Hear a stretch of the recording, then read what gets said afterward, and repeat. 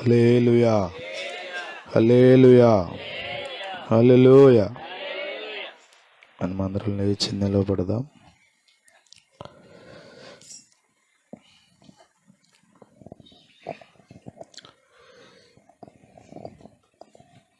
మనమందరం లేచి నిలబడి దేవుని వాక్యాన్ని చదువుకుందాం. కీర్తనల గ్రంథం 145వ కీర్తన. కీర్తనల గ్రంథం 145వ కీర్తన చదువుకుందాం.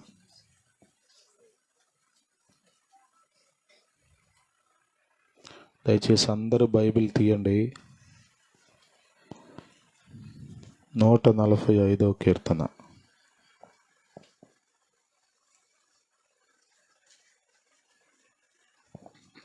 జగదీష్ వచ్చి చదువుతాడు, కలిసి అనుసరించి వాక్యాన్ని పలకండి.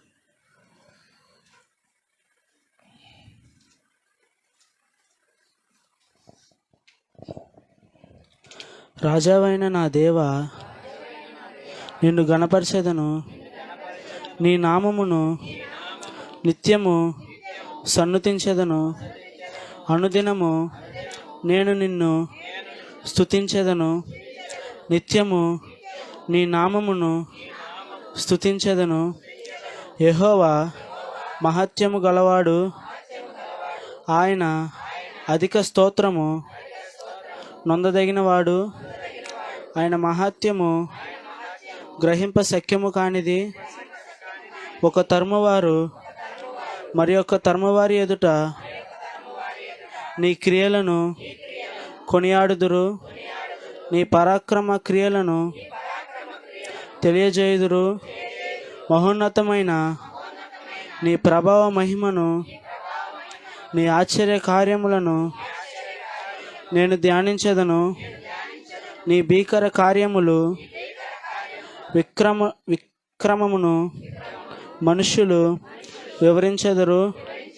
నేను నీ మహాత్యమును వర్ణించెదను. నీ మహాదైలత్వమును గూర్చిన కీర్తిని వారు ప్రకటించెదరు. నీ నీతిని గూర్చి వారు గానము చేసెదరు. యెహోవా దయా దాక్షిణ్యములు గలవాడు. ఆయన దీర్ఘశాంతుడు, కృపాతిశయము గలవాడు. యెహోవా అందరికీ ఉపకారి. ఆయన కనికరములు ఆయన సమస్త కార్యముల మీదనున్నవి. యెహోవా నీ క్రియలన్నీ నీకు కృతజ్ఞతాస్తుతులు చెల్లించుచున్నవి. నీ భక్తులు నిన్ను సన్నుతించెదరు. ఆయన రాజ్య మహోన్నత ప్రభావమును, ఆయన బలమును నరులకు తెలియజేయుటకై నీ భక్తులు నీ రాజ్య ప్రభావమును గూర్చి చెప్పుకొందురు. నీ శౌర్యమును గూర్చి పలుకుదురు. నీ రాజ్యము శాశ్వత రాజ్యము. నీ రాజ్య పాలన తరతరములు నిలుచును. యెహోవా పడిపోవు వారందరినీ ఉద్ధరించువాడు. కృంగిపోయిన వారందరినీ లేవనెత్తువాడు. సర్వజీవముల కన్నులు నీ వైపు చూచుచున్నవి. తగిన కాలమందు నీవు వారికి ఆహారం ఇచ్చుదువు. నీవు నీ గుప్పిలిని విప్పి ప్రతి జీవి కోరికను తృప్తిపరచుచున్నావు. యెహోవా తన మార్గములన్నిటిలో నీతిగలవాడు. తన క్రియలన్నిటిలో కృపచూపువాడు. తనకు మొర్రపెట్టు వారందరికీ, తనకు నిజముగా మొర్రపెట్టు వారి అందరికీ యెహోవా సమీపంగా ఉన్నాడు. తన యందు భయభక్తులు గలవారి కోరిక ఆయన నెరవేర్చును. వారి మొర్ర ఆలకించి వారిని రక్షించును. యెహోవా తను ప్రేమించు వారందరినీ కాపాడును. అయితే భక్తిహీనులందరినీ ఆయన నాశనము చేయును. నా నోరు యెహోవాను స్తోత్రము చేయును. శరీరులందరూ ఆయన పరిశుద్ధ నామమును నిత్యము సన్నుతించుదురుగాక. ఆమేన్. చదవబడిన కీర్తన ప్రభు మన కొరకు ఆశీర్వదించును గాక. దయచేసి క్రమంగా కూర్చోండి.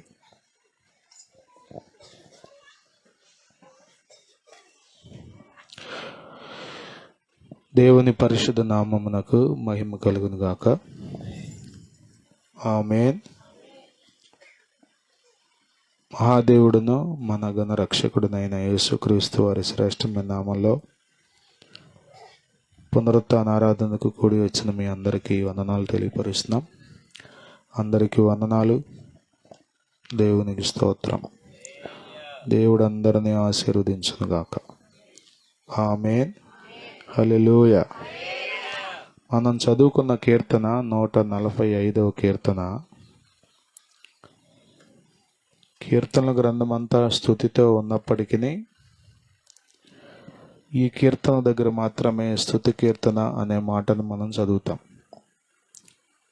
Sam of praise. దావీదు ఈ 150 కీర్తనల్లో సగానికి పైగా కీర్తనలు రాశాడు. దావీదు రాసిన కీర్తనల్లో తన శత్రువులను గూర్చి, ఆయన పడుతున్న కష్టాలను గురించి చాలా కీర్తనల్లో రాశాడు. కానీ ఈ కీర్తన కనుక మనం జాగ్రత్తగా పరిశీలన చేస్తే తన శత్రువులను గురించి కానీ, ఆయనకున్న కష్టాలను గురించి కానీ ఇందులో ఏమీ రాయలేదు. దేవుని గొప్పతనాన్ని మాత్రమే గుర్తించిన వాడై స్తుతించినట్లుగా మనం ఇక్కడ చూస్తాం.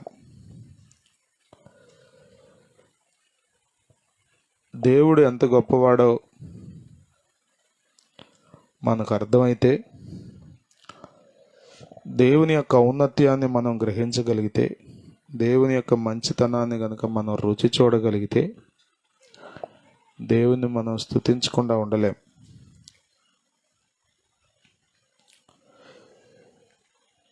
దావీదు స్తుతిని గురించి ఇందులో ఎక్కువ రాశాడు.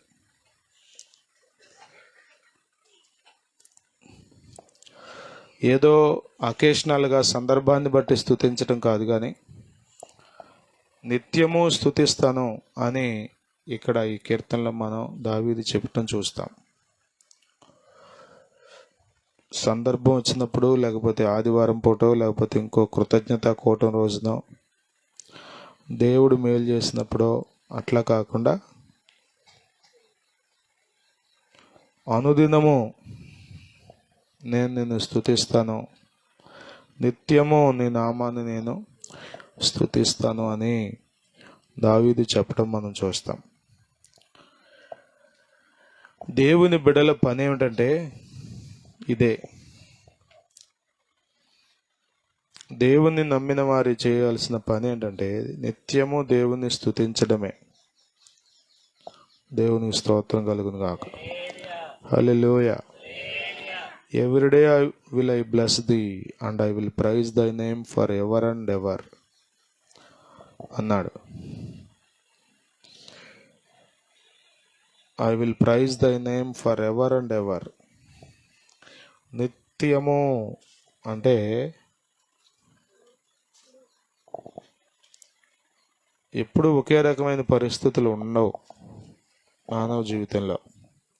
అయినా అంటే పరిస్థితులు ఎలా మారినా, సంతోష సమయాలైనా, సంకట సమయాలైనా, ఆనందించే పరిస్థితులైనా, ఆహ్లాదకరమైన పరిస్థితులైనా, ఆందోళన కలిగించే పరిస్థితులైనా, నిత్యము నేను నిన్ను స్తుతిస్తాను. నేనే కాదు, చివరి వచనంలోకి వచ్చేసరికి అంటాడు, శరీరులందరూ ఆయన పరిశుద్ధ నామమును నిత్యము సన్నుతించుదురు. అంటే ఎవరో ఒకరిద్దరు చేసే పని కాదు ఇది. అసలు దేవుడు మనిషిని ఎందుకు కలుగజేశాడు అంటే ఆయనను స్తుతించడానికే. ఆయన స్తుతించడానికి ఏర్పాటు చేయబడిన దూతలు మనసును గర్వించి పాతాళంలో పడద్రోయబడ్డారు. కాబట్టి దేవుడు తన పోలికలో మానవాళిని శరీరదారులుగా సృష్టించి ఆయన ఆశించింది ఏంటంటే మనం ఆయనను స్తుతించాలని.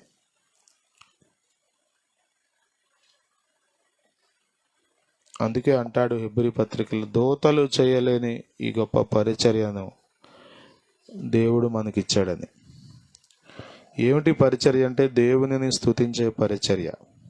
దేవుని స్తోత్రం. హల్లెలూయ, హల్లెలూయ. 5వ వచనంలో మహోన్నతమైన నీ ప్రభావ మహిమను, నీ ఆశ్చర్య కార్యములను నేను ధ్యానించెదను అన్నాడు. అంటే ఏం చేస్తున్నాడు? ధ్యానిస్తున్నాడు. అంటే దృష్టి అంతా వాటి మీద పెట్టాడు. దేవుడు చేసిన కార్యాలు, దేవుని ప్రభావమును, దేవుని మహిమను మనం గ్రహించడం అది అన్నిటికంటే గొప్ప సంగతి. చాలా సందర్భాల్లో మనం కలిగి ఉన్న వాటిని బట్టి, మనకు కలిగి ఉన్న జ్ఞానాన్ని బట్టి, ఆస్తిపాస్తులను బట్టి, అంతస్తులను బట్టి, హోదాను బట్టి, పదవిని బట్టి ఆనందిస్తూ ఉంటాం. కొద్దిమంది అయితే మనుషులన్న మాటలనే తలంచుకొని బాధపడుతూ, కృంగిపోతూ, నిరాశపడిపోతూ ఉంటారు. కానీ మనం ఏమి ధ్యానించాలి అంటే ఇక్కడ భక్తుడు అన్నాడు, నేను దేవుని మహోన్నత కార్యాలను ధ్యానిస్తున్నాను అన్నాడు.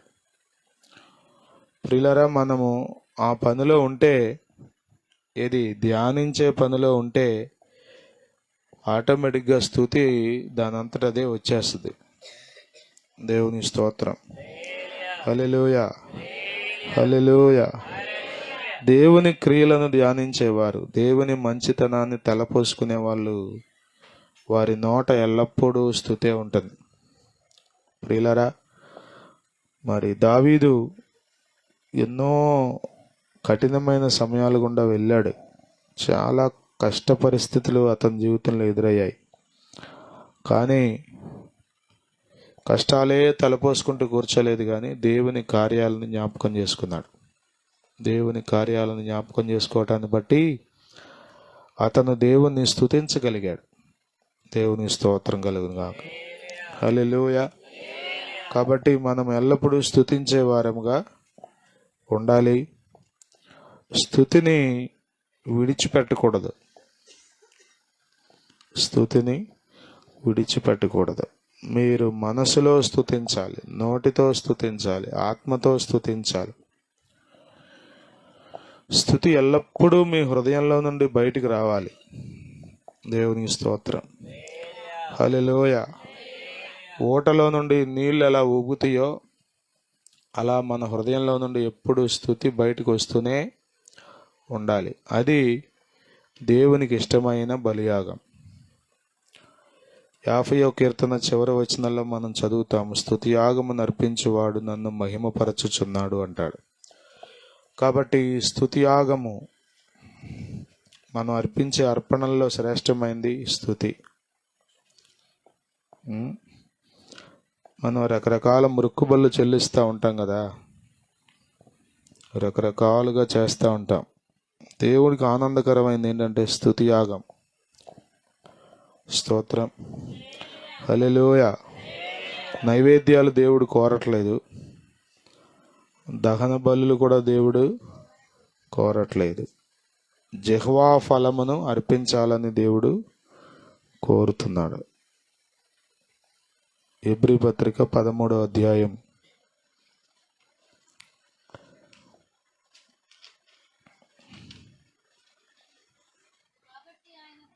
15వ వచనం. కాబట్టి ఆయన ద్వారా మనము దేవునికి ఎల్లప్పుడూ స్తుతి యాగము చేయుదుము, అనగా ఆయన నామమును ఒప్పుకొనుచు జెహోవా ఫలము అర్పించుదము. ఆయన నామమును ఒప్పుకొనుచు ఆరాధ్య దైవము నీవేనని ఆయన నామమును ఒప్పుకొనుచు ఆయనకు జెహోవా ఫలమును అర్పించుదము. ప్రియులారా, ఇది దేవునికి ఇష్టమైంది, జెహోవా ఫలం. జెహోవా అంటే నాలుక. మన నోటితో అర్పించే అర్పణలు. దేవునికి స్తోత్రం. భక్తుడు అంటాడు, ఇవేగా మాకున్నవి అంటాడు. ఇంకేమున్నాయి మా దగ్గర? కాబట్టి ప్రతి పరిస్థితిలో ప్రభువుని స్తుతించాలి. ఈ స్తుతించడం గురించి మనం ఎలా ఉంటామంటే, ఆనందం కలిగినప్పుడు, మంచి వార్త విన్నప్పుడు బాగానే స్తుతిస్తాం కదా. దేవుడు మేలు చేసినప్పుడు, దేవుని ఉపకారాలు అనుభవిస్తున్నప్పుడు స్తుతి బాగానే వస్తుంది. స్తుతించడం మనకు అలవాటే. కానీ కొంచెం కష్టం వచ్చినప్పుడు, కొంచెం బాధ కలిగినప్పుడు, అనారోగ్యం వచ్చినప్పుడు, ఎవరన్నా ఏమన్నా అన్నప్పుడు, చేయని దానికి నింద అనుభవించాల్సి వచ్చినప్పుడు, అలాంటి సమయాల్లో మనం స్తుతించాలి. దేవుని స్తోత్రం. హల్లెలూయ. అర్థమవుతుందా మీకు? తెస్సలోనిక పత్రిక, మొదటి పత్రిక 5వ అధ్యాయం 16, 17, 18 వచనాల్లో కూడా ప్రతి విషయంలో కృతజ్ఞతాస్తుతులు చెల్లించమని మనం చదువుతాం. ప్రతి విషయంలో 5:16లో మనం ఆ మాట చదువుతాం. ప్రతి విషయంలో కృతజ్ఞతాస్తుతులు చెల్లించాలి. స్తోత్రం. హల్లెలూయ, హల్లెలూయ, హల్లెలూయ, హల్లెలూయ. అప్పులైనయా?